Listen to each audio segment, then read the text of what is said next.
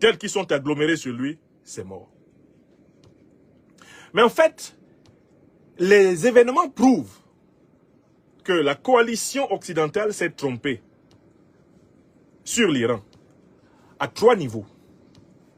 Premier niveau, ils se sont trompés sur le degré d'adhésion du peuple iranien au régime iranien actuel. Le degré d'adhésion. L'opinion occidentale aime à nous donner l'image d'une république d'Iran dont le régime serait honni par la majorité de ses citoyens. Cette réalité ne correspond pas au vécu des Iraniens. Et quelle est la raison pour laquelle la majorité du peuple iranien soutient le gouvernement iranien actuel? Vous savez, la raison est toute simple. Hein? C'est que les dirigeants iraniens actuels, là, ils ne volent pas l'argent de l'Iran pour venir le cacher en Europe. Ils ne volent pas l'argent de l'Iran pour venir le cacher en Amérique. Même si ce n'est pas un régime, on va dire des saints, un régime pur, un régime où il n'y a pas de corruption. Les dirigeants iraniens, ils ont toute leur prospérité chez eux en Iran. L'argent de l'Iran est utilisé pour construire l'Iran. Et c'est ça qu'ils n'ont pas compris, que on a beau se plaindre de l'autoritarisme du régime iranien, on a beau se plaindre de sa corruption, il a un point fondamental. L'Iran est dirigé par des gens qui investissent leur argent en Iran, qui investissent la richesse de l'Iran en Iran. Le premier bénéficiaire des richesses de l'Iran, c'est le peuple iranien. Et ça, c'est un élément de différence avec l'Irak. Le régime irakien a été facile à casser. Le régime syrien a été facile à casser. Parce qu'une bonne partie des richesses qui étaient produites en Irak, même sous Saddam Hussein, une bonne partie des richesses qui étaient produites en Syrie, même sous Bachar el-Assad, étaient des richesses planquées à l'étranger. Par les oligarques du régime. Les dirigeants iraniens actuels savent qu'ils n'ont pas d'autre pays où aller dans le monde. Ils ont juré, depuis leur prise de pouvoir en 1979, que tout le bien qu'ils peuvent faire là, dans le monde, ils vont le faire dans leur pays. Tout le mal aussi que eux ils peuvent faire dans le monde là, ils vont le faire dans leur pays. Quand vous avez une élite politique qui investit tout ce qu'elle possède dans son propre pays, il vous est difficile de couper le cordon ombilical qui lie cette élite à son peuple. Écrivez ça. Voilà la première erreur. La coalition occidentale s'est trompée sur l'Iran parce qu'en réalité, il y a une adhésion profonde. Il y a une solidarité destinale entre le peuple iranien et ses dirigeants. Pourquoi? Parce que ce sont des dirigeants qui n'exproprient pas le peuple pour aller planquer leurs richesses à l'étranger. Ça ne marche pas comme Zelensky, en fait, en Ukraine.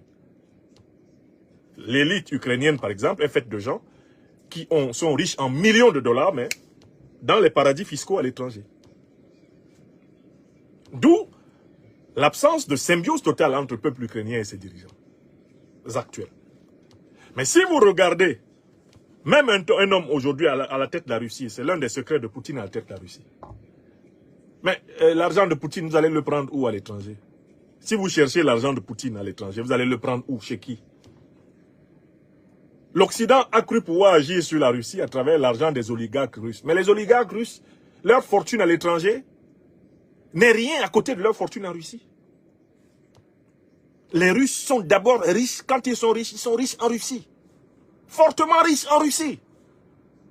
Vous comprenez la connerie de nos dirigeants africains qui ramassent des centaines de milliards, des milliers de milliards en Afrique et les amènent pour les planquer en Suisse, les planquer dans les îles Caïmans, les planquer aux États-Unis, ne sachant pas que cet argent est perdu pour toujours. Donc l'erreur de la coalition occidentale, c'est d'avoir sous-estimé le lien entre le peuple iranien et ses dirigeants. Ce lien, il est celui de la solidarité socio-économique entre l'élite et la masse populaire. Cette guerre nous a permis de voir des images de Téhéran que nous allons visiter bientôt. Mais l'Iran, mais c'est un pays développé. C'est un pays qui se développe. C'est un pays dont les fils et les filles investissent massivement chez eux et en lui-même. Deuxième erreur, les Occidentaux ont sous-estimé la profondeur de la civilisation iranienne. Les Iraniens sont certes un peuple métissé, de plusieurs autres peuples, mais ce sont un peuple héritier de la grande civilisation de la Perse. Et la civilisation perse a précédé la civilisation occidentale. C'est une civilisation qui a une expérience multimillénaire de l'ordre politique, une expérience multimillénaire de la religion, une expérience multimillénaire de la création des biens et services économiques. Les Iraniens sont un peuple de grande culture.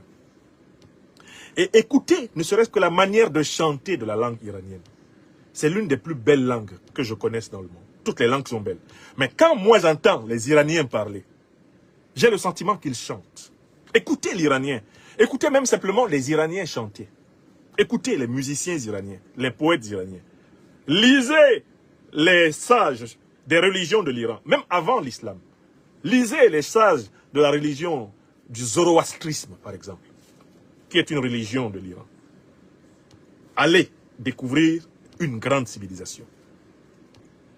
Plus ancienne que les civilisations anglo-américaines, les civilisations occidentales qui l'affrontent. Donc, les Iraniens ne sont pas un peuple qui sont en béatitude devant la civilisation de quelqu'un d'autre. Ils aiment leur civilisation. Ils la connaissent, ils la cultivent. Ça a été la deuxième erreur. Les gens là, ils ont des raisons de s'aimer eux-mêmes. Ils ont une très belle histoire. Ils ont une profondeur dans le siècle des siècles qui échappe aujourd'hui à la majorité des populations occidentales. Deuxième erreur. Troisième erreur, on a donné l'impression qu'il suffisait de tuer 9 savants, spécialistes du domaine nucléaire en Iran, pour que tout le domaine de la recherche scientifique et technologique de l'Iran soit balayé. C'est une erreur fatale. Car l'Iran a investi depuis très longtemps dans la formation spécialisée de sa jeunesse. L'Iran ne possède pas des milliers d'ingénieurs, mais des centaines de milliers d'ingénieurs. C'est un pays qui a des centaines de milliers d'ingénieurs. C'est-à-dire que vous ne pouvez pas mettre fin à la recherche scientifique iranienne en tuant 10 scientifiques iraniens. C'est impossible. Donc, la troisième erreur, ça a été de sous-estimer la civilisation techno-scientifique de l'Iran. Ils ont formé des centaines de milliers d'ingénieurs et de techniciens. Y en a-t-il un qui tombe que déjà un autre se lève? Le niveau de formation scientifique et technologique en Iran est très élevé. L'Occident s'est trompé. Et croyait s'adresser à un peuple qui aurait 2 ou 3 savants avancés. Non, l'Iran n'a pas besoin d'importer des cerveaux. Il est garni de cerveaux. Ça, c'est le troisième niveau. Troisième erreur fatale, pour laquelle l'Occident est en train de mordre la poussière. Quatrième erreur fatale,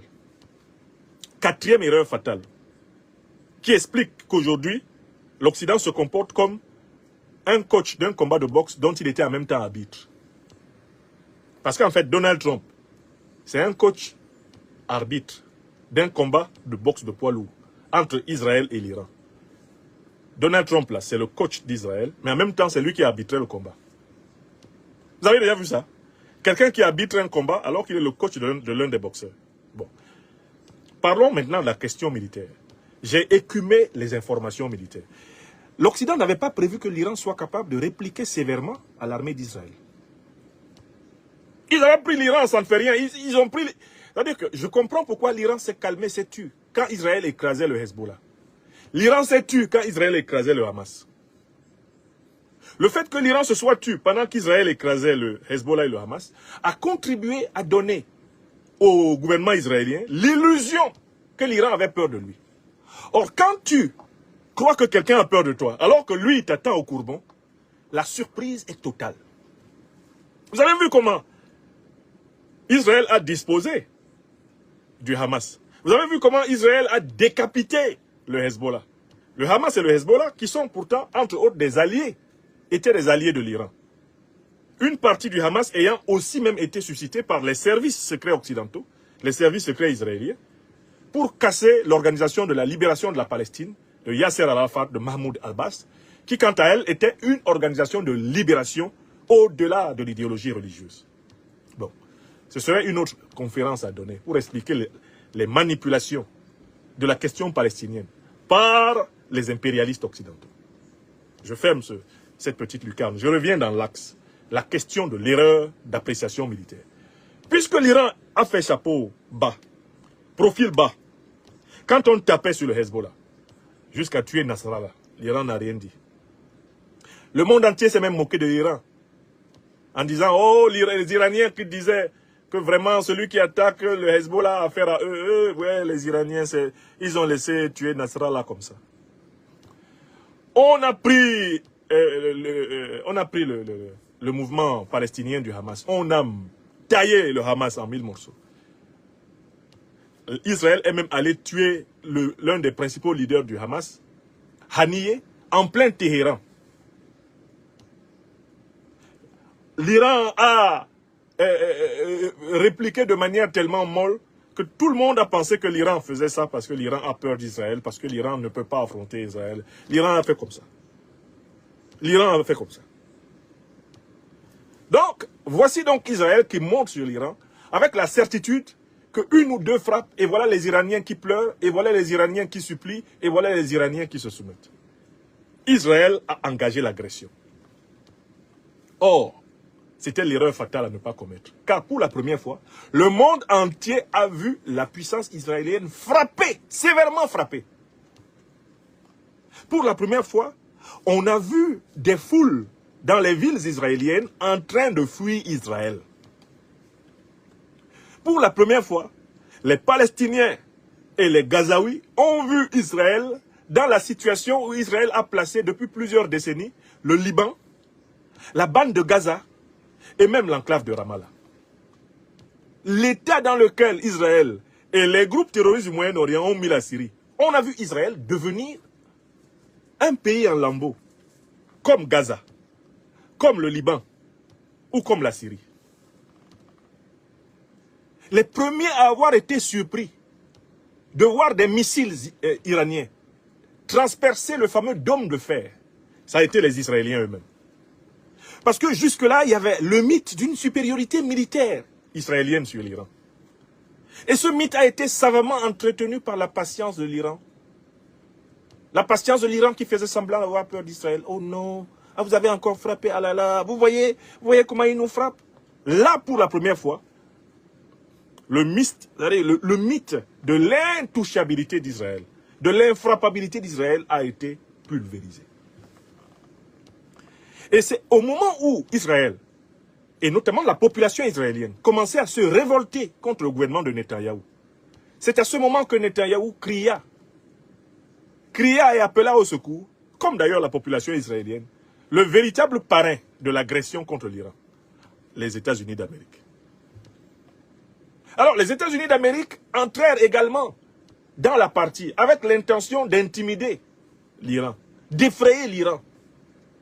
Donald Trump nous disait, quand je vais frapper l'Iran, il n'osera pas répliquer. Erreur. Deuxième erreur. Les États-Unis bombardent l'Iran, violant complètement le soi-disant droit international. Que fait l'Iran? L'Iran a répliqué contre les États-Unis. Ça aussi, il n'y a pas beaucoup de gens sur cette terre-là qui pouvaient dire l'Iran peut viser les bases militaires américaines. L'Iran a répliqué. D'abord contre Israël, il a continué à répliquer, mais il a répliqué contre les États-Unis. Alors, ce quatrième point, qu'est-ce que cela prouve? Que l'Iran a développé une capacité militaire qui n'avait été soupçonnée par aucun de ses adversaires. L'Iran a développé une capacité militaire qu'aucun de ses adversaires n'avait soupçonnée. Est-ce que c'est clair? Parce que quand l'Iran s'est mis à répliquer à Israël, Israël a paniqué. Quand les États-Unis ont attaqué l'Iran et que l'Iran s'est mis à répliquer aux États-Unis, les États-Unis ont paniqué. Vous savez pourquoi ils ont paniqué? Parce que, en fait, l'embrasement du Moyen-Orient entraînerait ipso facto la destruction de toute l'infrastructure militaire dans la sous-région. Les États-Unis ont pris conscience pour la première fois qu'ils étaient entourés de solides adversaires, voire ennemis, au Moyen-Orient. Voilà pourquoi Donald Trump correspond justement à la métaphore que je vous ai proposée. La guerre entre Israël et l'Iran est en fait une guerre de l'OTAN contre Israël. Donald Trump, qui est le patron de l'OTAN, la grande puissance de l'OTAN sont les États-Unis, est dans cette guerre dans la position d'un arbitre d'un combat de poids lourd. Mais un arbitre partisan. Donald Trump et les États-Unis représentent donc le coach d'Israël. Le combat a commencé. Israël prend des chaos. À chaque échange de coups de poing, Israël est par terre. À un moment donné, Israël par terre regarde le coach, qui est en réalité son complice. Il regarde Donald Trump. Il dit, Trump, tu vas me laisser tuer par le gaz. Donald, will you let him kill me? Donc, le poulet des États-Unis, Israël, a tellement fait pitié à Donald que Donald Trump a décidé de mener une campagne d'intimidation contre celui qui cognait fortement son protégé. Une campagne d'intimidation. Et cette campagne est l'une des plus marrantes de l'histoire. Non seulement Trump a dit où il va frapper, ce qui a permis aux Iraniens de déplacer toute l'infrastructure nucléaire et de la mettre en sécurité, mais quand il a frappé, il en a profité pour jeter l'éponge en disant que la guerre est finie. Mais pourquoi la guerre est-elle finie? Pourquoi Donald Trump jette-t-il l'éponge? Il jette l'éponge parce qu'il n'avait pas prévu que l'Iran serait capable de répliquer militairement à la fois à Israël et aux États-Unis. Il jette l'éponge parce qu'il s'est rendu compte que l'Iran n'est pas tout à fait seul. La capacité de réplique de l'Iran indique que les alliés de l'Iran ne l'ont pas abandonné. L'Iran a choisi de mener personnellement sa défense. Il n'a pas voulu impliquer frontalement la Fédération de Russie et la Chine. Mais la Fédération de Russie et la Chine aident l'Iran. Je vais vous donner un indice que j'ai trouvé. C'est une déclaration directe du président Vladimir Vladimirovich Poutine. Recevant le ministre iranien des Affaires étrangères à Moscou, Vladimir Poutine a dit la chose suivante. J'ai pris mon téléphone et j'ai appelé les dirigeants américains. J'ai appelé le dirigeant israélien et j'ai appelé le dirigeant iranien. À eux tous, moi Poutine, j'ai dit que la Russie était en coopération étroite avec la République d'Iran dans le domaine nucléaire et que nous avions des centaines d'ingénieurs russes qui travaillent actuellement dans les centrales nucléaires iraniennes pour aider l'Iran à développer son programme. J'ai dit au président américain, au premier ministre israélien et au président iranien que je ne voyais pas d'un bon œil l'idée que l'on puisse tirer sur les infrastructures nucléaires dans lesquelles travaillent les savants russes, amis et alliés de l'Iran. J'ai dit à ces dirigeants que je n'aimerais pas entendre qu'un seul cheveu d'un de nos savants travaillant avec l'Iran a manqué. Est-ce que vous avez compris? C'est là que vient le proverbe ivoirien qui dit « Dieu connaît bagage qui est lourd ». En continuant à vouloir frapper les sites nucléaires iraniens, les États-Unis d'Amérique et Israël prenaient le risque de déclencher une confrontation nucléaire directe avec la Russie, puisque la Russie est alliée du programme nucléaire iranien. Les savants russes sont actuellement en Iran au travail, à aider les Iraniens à parachever le développement de leur programme nucléaire. Vous avez compris? Donc, qu'est-ce qui amène Donald Trump à engager un cessez-le-feu? Ce qui l'amène à engager un cessez-le-feu, c'est que si l'enjeu, c'est de tirer sur les centrales nucléaires iraniennes, cela veut dire qu'il va falloir tuer les Russes qui travaillent en Iran. Et tirer sur des centrales nucléaires, qui plus est, tuer des Russes, c'est engager donc frontalement une guerre entre les États-Unis et la Fédération de Russie. Donald Trump n'est pas prêt à ça. Car Donald Trump sait que derrière village, il y a village. Vous avez compris le fond de l'affaire? Voilà donc l'arbitre qui soutient l'un des boxeurs. Il se rend compte que son boxeur est en très mauvais état. Il entre dans la bagarre. En entrant dans la bagarre, il se rend même compte que le boxeur là n'était pas seul. Il y a 3 arbitres qui sortent derrière et qui lui mettent des gros coups de poing à lui, l'arbitre. Eh bien, l'arbitre dit que c'est bon, le combat est fini. Match nul, kiff, kiff, chacun rentre à la maison. C'est bon, on ne boxe plus. C'est Donald Trump. Vous avez compris la métaphore? Trump vient de se rendre compte qu'en fait, l'Iran n'est pas seul. Et que continuer à tenter de frapper les sites nucléaires iraniens va l'obliger à porter la responsabilité d'avoir tué des centaines de Russes. S'il tue des centaines de Russes, il s'est attaqué frontalement à la Fédération de Russie.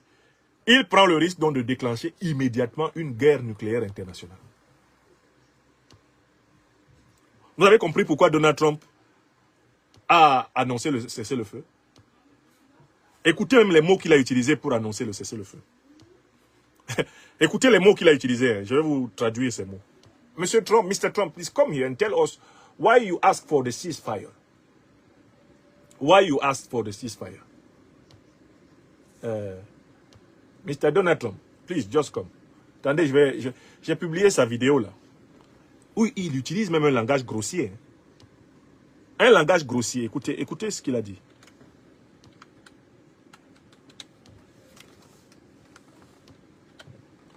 Je vais vous trouver ça.